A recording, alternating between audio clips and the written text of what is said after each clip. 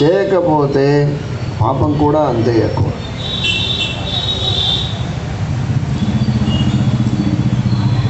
వివిధ పురాణముల ఉదాహరణాన్ని చేసి ఆ పురాణముల ప్రమాణాన్ని చెప్పి శ్రీమన్మధ్వాచార్యులు కృష్ణామృత మహారణవం అనే గ్రంథమునందు ఈ మాటను మనకు తెలిపినారు.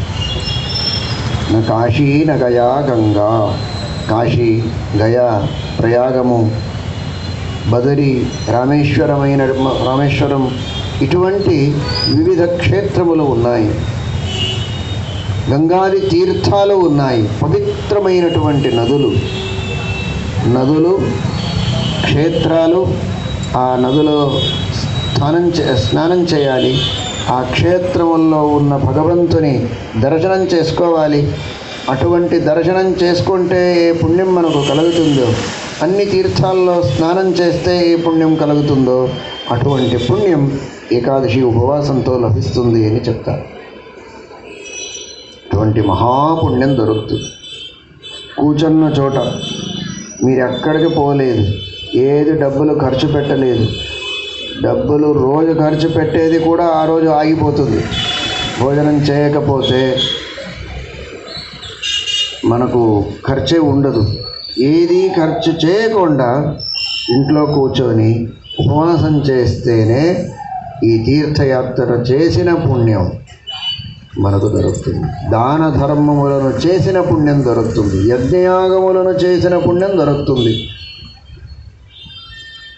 చేయకపోతే ఏకాదశి నాడు ఏదైనా ఆహారాన్ని స్వీకరిస్తే ఏ పాపం చేయకపోయినా అన్ని పాపములు వస్తాయి.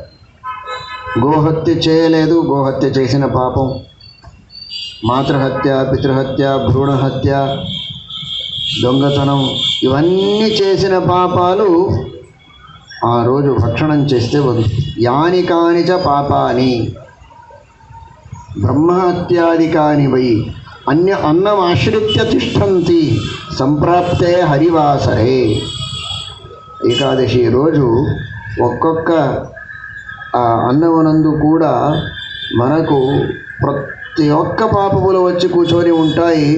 దాన్ని తింటే మనలో అవన్నీ ప్రవేశిస్తాయి. పురాణం చెప్తూ ఉంది ఈ మాట. అన్నం ఆశ్రిత్య తిష్టంతి సంప్రాప్తే హరివాస.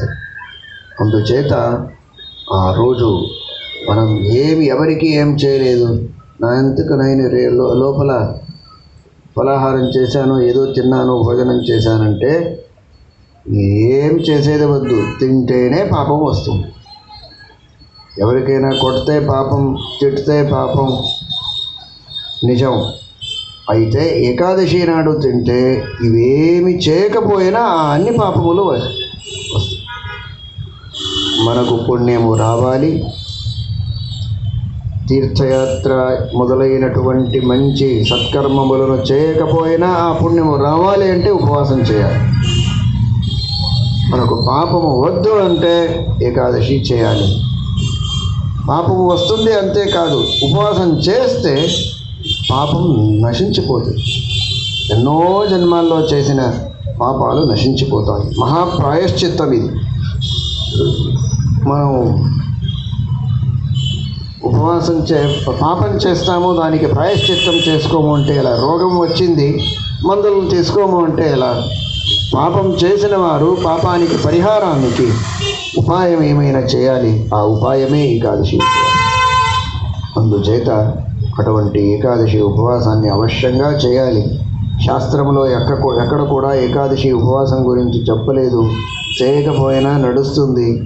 ఎవరో చెప్పినారు ఏకాదశి ఉపవాసం చేయాలని, శాస్త్రంలో చెప్పలేదు అని కొందరు అంటారు అని విన్నాను. అలా అనుకోకండి.